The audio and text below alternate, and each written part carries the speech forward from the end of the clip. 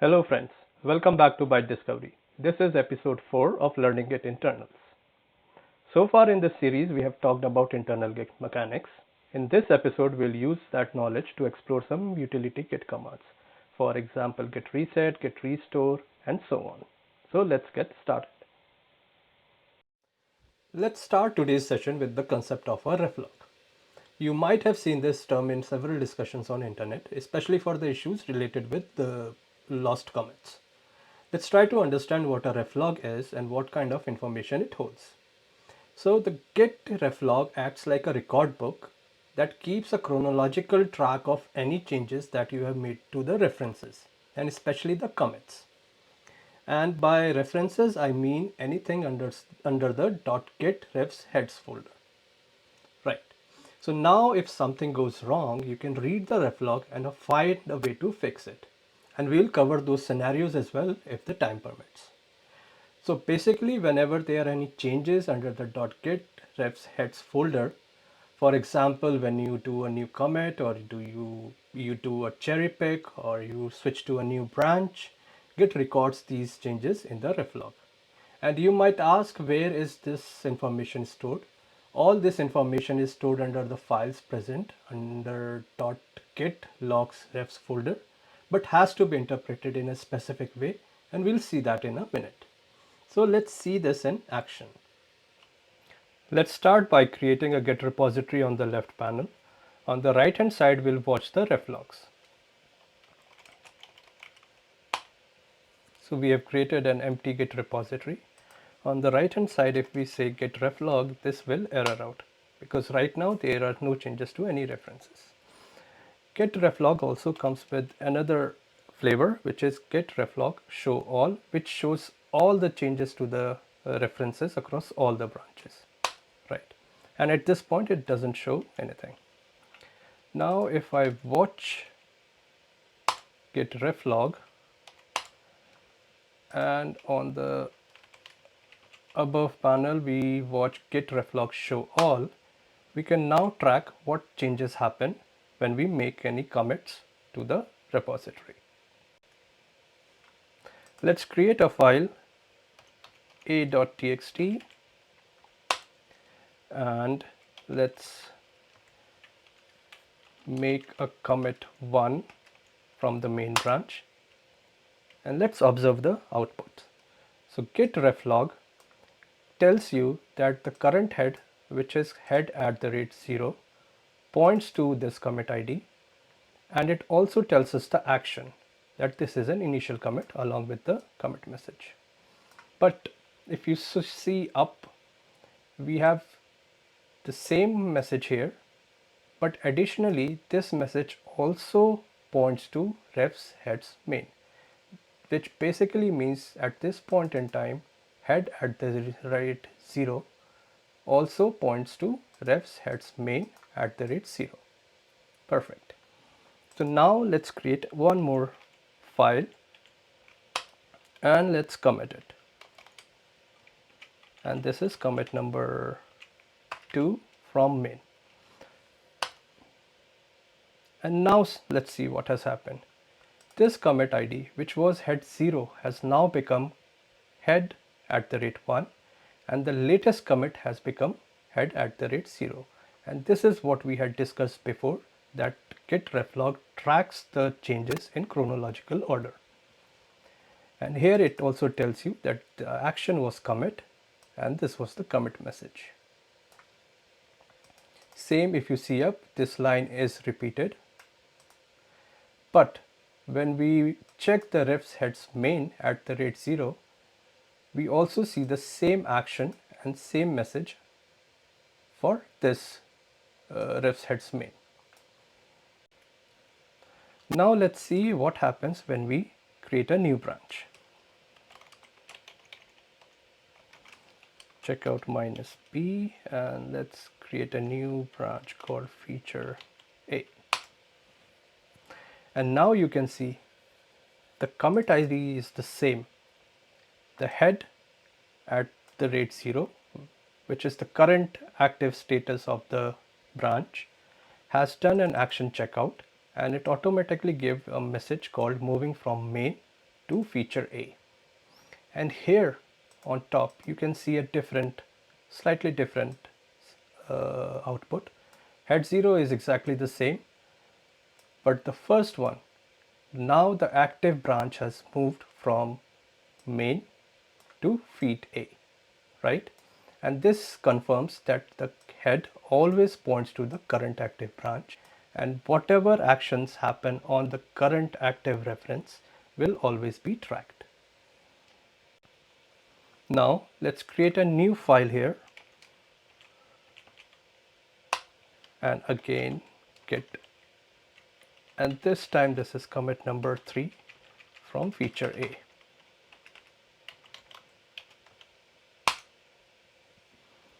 And again git reflog just tells you the state of the current head, which was a commit action with this commit message, but on top it will generate two entries. One is for head 0, same as the reflog here, and second one as refs heads main for the refs heads to the feat A branch. Alright, let me now move back to main branch. And as we know, this change will also be recorded in the reflog. You can see it in both the places. The action was checked out and we have moved from feat A back to main. Let's try to merge the feature A into the main branch.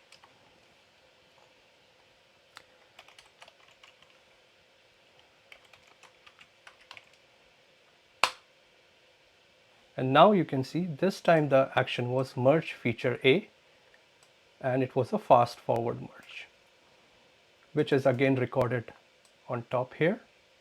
And we see that we are currently on refs head main and we have done a merge from feature A branch.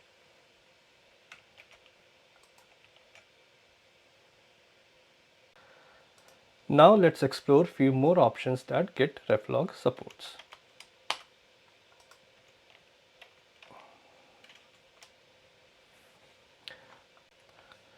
The first thing that you can do with reflog is navigate the head. So if we say head @0, it gives you the current snapshot. If I change it to 2, it tells me the snapshot 2 commits back. And similarly, I can go to the last commit saying head 5. Alright. The next thing that you can do is check the reflog of a specific branch by branch name. So here we can see feat A has these 2 commits. We can also do the same for the main branch by its name. And here you can see the main branch only had 3 transitions. The next very interesting thing that I can do with Git reflog is actually navigate back in time. So here I'm telling Git reflog to show me the status 1 minute ago, which is same as head 0.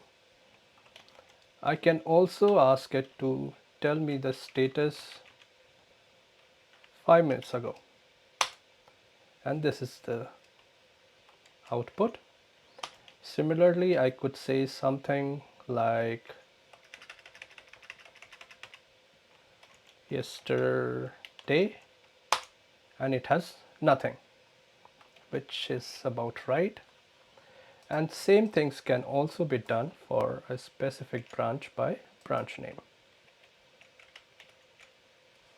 And here you can actually see reflog actually gave me an error message saying head only goes back to this specific timestamp and there's nothing for yesterday.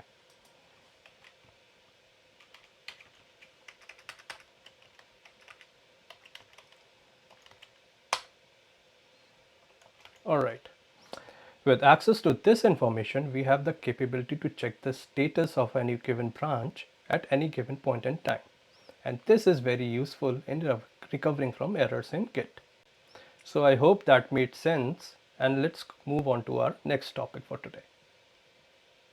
Sometimes we come across situations where we want to know the list of files which were part of a given commit.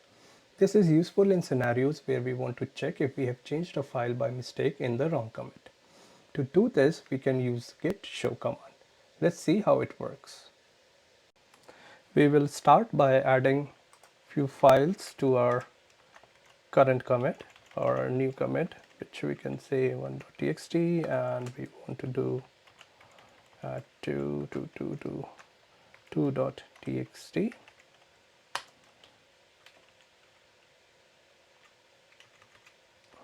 Echo, and let's add these files and get commit -m commit 4, I believe. Alright, so in this commit we have added two files. Now our scenario was we wanted to discover how many files or which specific files were part of a given commit.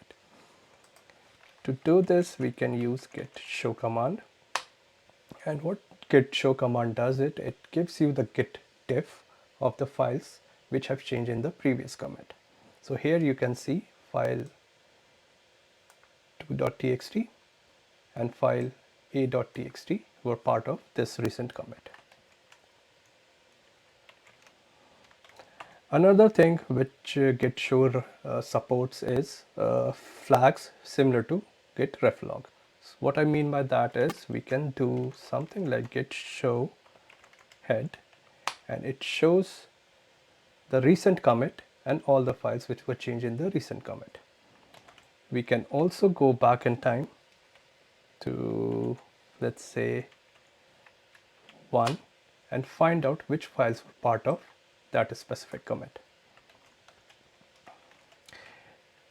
Additionally, instead of referring head, we can also call main one step back or simply main. So these particular use cases of git show can take us back in time, and we can identify which files were changed in which specific commit. Another way to do this is using by git log command. If we use git log with raw flag, it tells you the whole history of commits and which files were part of which commit. Similar to git show, git log raw can also be used with the head branch name and the head at several points back in time. So for example, we can do something like git log raw head @0. This will show you the list of files which were changed from the current commit backwards. We can also use git log raw command with the branch names. For example, we can say git raw main, and it tells you all the commit history with the branches with the file changes from current point in time in main. We can also go back in time and issue a command like -2 or sorry 2, and it tells you all the commits in head -2 and along with the file names. Sometimes we may also come across a variation of this scenario where we want to know which commit modified a given file. So for example, a.txt, and we want to know which specific commits have modified a.txt. To do this, we can use git log with -all flag. For example, a.txt, and it will tell us that only the commit1 main has changed this file. Let's also go ahead and modify our 1.txt.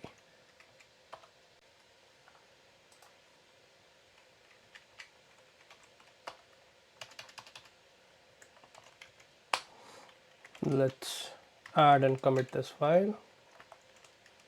I think this is commit number 5.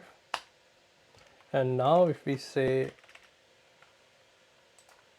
git log -all -1.txt, it tells us the exact commits which have modified this file. I hope this session made sense to you guys.